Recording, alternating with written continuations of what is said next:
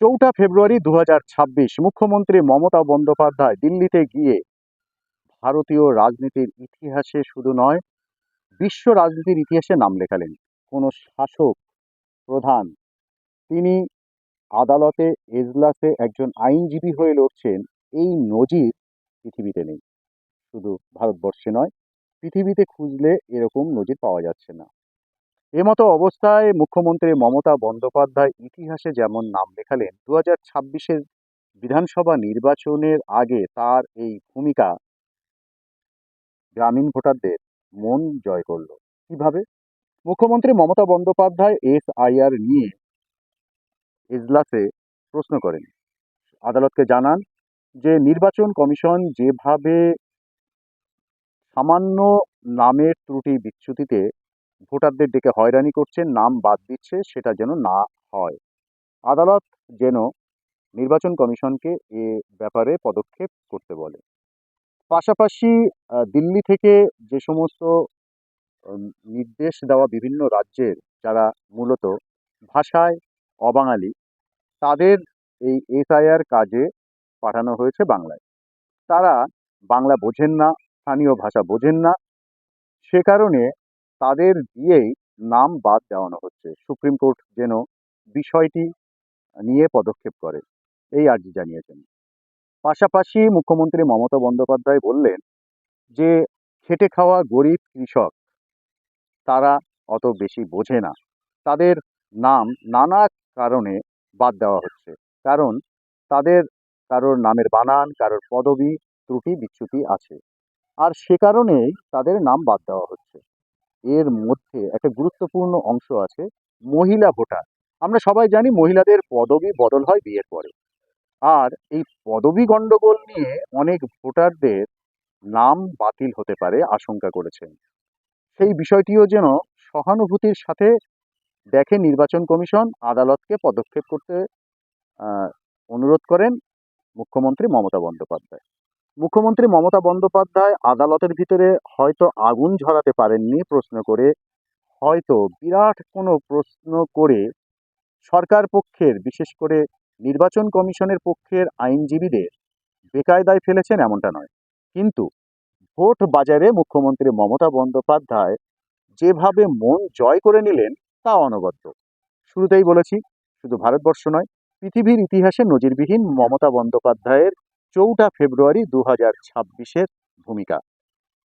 এই ভূমিকায় যেটা হলো, গ্রাম বাংলার যে সমস্ত ভোটাররা মুখ ফিরিয়ে নিয়েছিলেন, তারা আবার তৃণমূলের ভোট বাক্সের দিকেই ঝুঁকলেন। এখন এই যে মুখ ফিরিয়ে নিয়েছেন, এটা আমরা বলছি, আমি বলছি, বা আমার মতো যারা বলছে, তারা কিন্তু কোনো নির্দিষ্ট প্রমাণ ছাড়া, কোনো নির্দিষ্ট আহ, ভোট নথি ছাড়াই কথাটা বলছেন। বিরোধীরা, বিশেষ করে বাম, বিজেপি, তারা অনেকেই বলছেন ২৬-এর নির্বাচনে এবার মমতা বন্দ্যোপাধ্যায় সরকার, তৃণমূল সরকারের পতন হবে। আবার অনেকে বলছেন তৃণমূল বা বিজেপি যেই হারুক না কেন, ২৬-এর নির্বাচনে যারা হারবে তার নাকি অস্তিত্বের সংকট হবে। অনেক বিশেষজ্ঞ, অনেক পেশার মানুষজন এটা বলছেন। যারা বলছেন আমি তাদের সাথে সহমত নই। নির্বাচনে তো হার জিত আছে, হ্যাঁ, ২৬-এর নির্বাচন শুধু জয় পরাজয় নয়, এর সাথে জড়িয়ে আছে রাজনৈতিক সংস্কার। কিরকম? সেটা হলো, আমরা দেখেছি ২০১১ থেকে ২০২৬, এই যে ১৫ বছরে টানা কিন্তু একটা প্রজন্মের হাতে বাংলার শাসনভার, এই প্রজন্মের পরিবর্তন ঘটাতে হবে। কিরকম? সেটা হলো, যারা মূলত কংগ্রেস করে আসা, বাম রাজনীতি করে আসা, কংগ্রেস বাম রাজনীতি করে আসা লোকগুলোই মূলত ভোট পেয়েছে, এই প্রার্থী হয়েছে, এবং তারা জিতেছেন। আর এর মাঝে বেশ কিছু বিধায়ক আছেন যারা নতুন করে বিভিন্ন পেশা থেকে এসে প্রার্থী হয়েছেন, নির্বাচিত হয়েছেন। কিন্তু সেটা যে সর্বত্র সংখ্যাটা বিরাট বা সংখ্যাগরিষ্ঠ এমন নয়। ২০২৬-এর বিধানসভা নির্বাচনে আমরা যদি দেখি, তাহলে দেখা যাবে অধিকাংশ বিধায়কেরই বয়স ৬০-এর উপরে। সেক্ষেত্রে নতুন প্রজন্ম তুলে আনতে হবে। আর এই নতুন প্রজন্মের হাতে ব্যাটন দেওয়ার যে নির্বাচন, সেই নির্বাচন হলো ২০২৬। এমন একটা সময়কালে এই নির্বাচন হচ্ছে যখন টানা ৩ বার ক্ষমতায় থেকে তৃণমূলের শাসনে বেশ কিছু অভিযোগের কালি লেগেছে। যেমন আমরা জানি সারদা, যেমন আমরা জানি নারদা স্ক্যাম, আমরা জানি চাকরি চুরি, আমরা জানি কর্মসংস্থান করতে ব্যর্থ হওয়া, আমরা জানি শিল্প টানতে ব্যর্থ হওয়া। সব মিলিয়ে আহ, বাংলার এই শাসক দলের নেতাদের ঘর থেকে ইডির টাকা উদ্ধার, মন্ত্রীদের বান্ধবীর বাড়ি থেকে টাকা উদ্ধার, এইরকম ঘটনা কিন্তু ঘটেছে। এখন এই ঘটনা মধ্যে আরো একটি ঘটনা ঘটেছে, আইপ্যাকের অফিস এবং কর্ণধারের বাড়িতে ঢুকে ইডির রেড। মুখ্যমন্ত্রী মমতা বন্দ্যোপাধ্যায় সেখানে হাজির হয়ে ফাইলগুলো, বেশ কিছু ফাইল নিয়ে আসা, এইরকম বিতর্ক তৈরি হয়েছে, যেটাকে আমি একটু আগে বললাম অভিযোগের কালি। কারণ কোনোটাই কিন্তু এখনো প্রমাণিত হয়নি, যে কারণে অভিযোগের কালি বললাম। তো এই পরিস্থিতিতে ভোটার মহলে কতটা প্রভাব পড়েছে, এরই মধ্যে বাংলায় আমরা দেখেছি 2021 সালে আইএসএফ নামের একটি রাজনৈতিক দলের জন্ম হয়েছিল এবং তারা একটি আসন জেতে।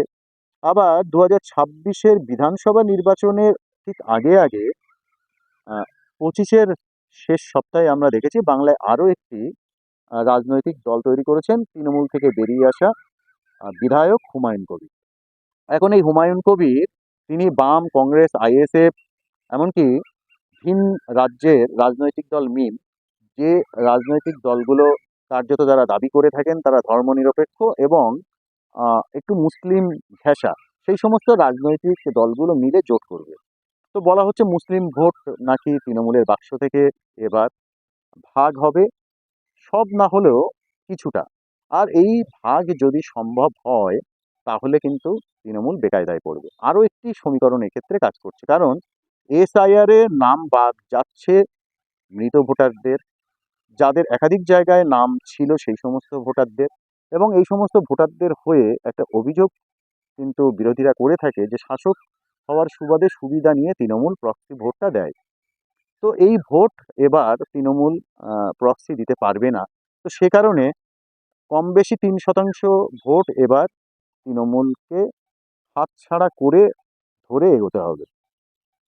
এই পরিস্থিতির মধ্যে যদি কিনা বিক্ষুব্ধ ভোটার, যারা অতীতে তৃণমূলকে ভোট দিয়েছে, চাকরি থেকে শুরু করে কর্মসংস্থান থেকে শুরু করে টাকা উদ্ধার, নানা রকম অনৈতিক কাজ এবং আচরণে ক্ষুব্ধ ভোটাররা যদি মুখ ফিরিয়ে নেয়, সেক্ষেত্রে যদি জোট হয় বা বিরোধীদের দিকে টুকরো টুকরো হয়ে ঢুকে যায়, আর বিজেপি যদি নিজের ভোট ব্যাংক খানিকটা বাড়াতে পারে, তাহলে সেক্ষেত্রে আসন সংখ্যায় বিজেপি অনেকটা এগিয়ে যেতে পারে, এমনকি 100 ক্রস করতে পারে, এমন একটা কথা বিজেপি নেতারা কিন্তু বলছেন, যুক্তি দিচ্ছেন।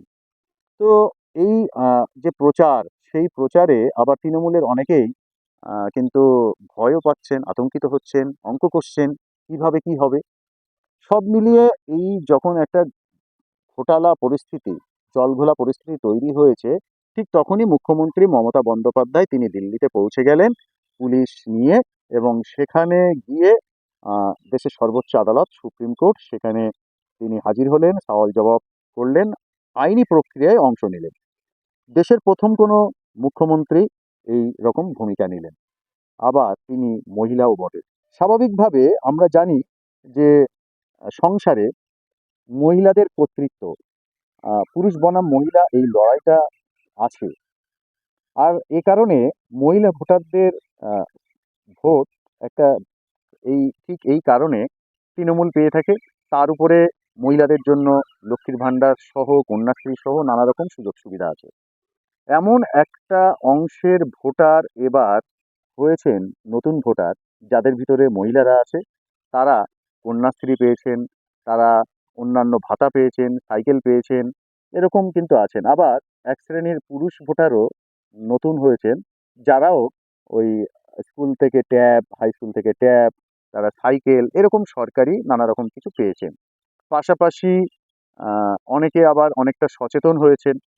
তো এই নতুন ভোটারদের একটা অংশ, বিশেষ করে মহিলাদের ভোট তৃণমূল পাবে পুরনো ভোটারদের সাথে। তৃণমূল এক্ষেত্রে এগিয়ে থাকবে। সব মিলিয়ে ভোট অঙ্কে যারা জড়িত, তৃণমূলে, তারা বলছেন এবার তৃণমূল 230 থেকে 250 আসন পাবে।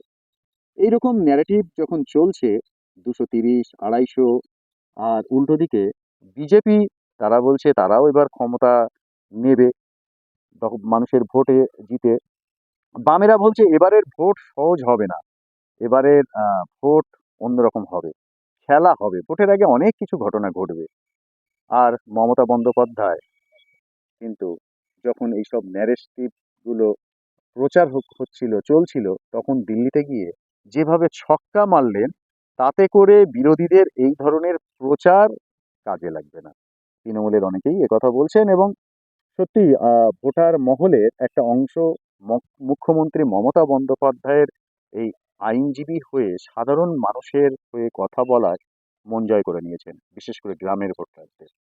শহরে আমরা জানি শহরে শিক্ষা একটু হার বেশি, মানুষের মধ্যে সচেতনতা অনেকটাই বেশি। শহরের মানুষ কিন্তু নানা রকম হিসাব কষেন। এমনকি ভোট দানের ক্ষেত্রে শহরকে টেক্কা দিয়ে এগিয়ে থাকে গ্রামের লোকেরা।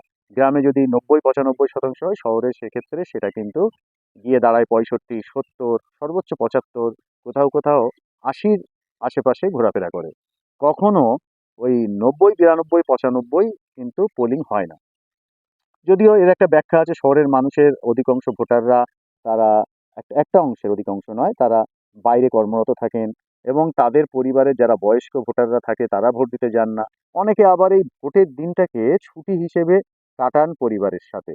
ওই ভোট দিতে যাব, এই রকম মানসিকতা অনেক ভোটারদের নেই। সব মিলিয়ে যখন নানা রকম অঙ্ক কষাকষি শুরু হয়েছে, তখন মমতা বন্দ্যোপাধ্যায় জয় করে নিলেন গ্রাম বাংলার ভোটারদের মন।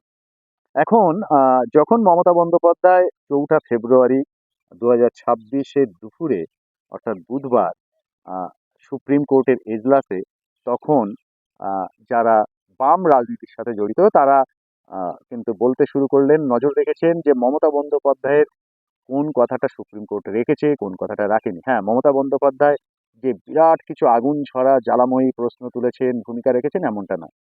কিন্তু কালো কোট পরে যেভাবে মুখ্যমন্ত্রী মমতা বন্দ্যোপাধ্যায় আইনজীবীদের সারিতে বসে বিচারপতির সামনে তার বক্তব্য পেশ করলেন, তা তো নজিরবিহীন।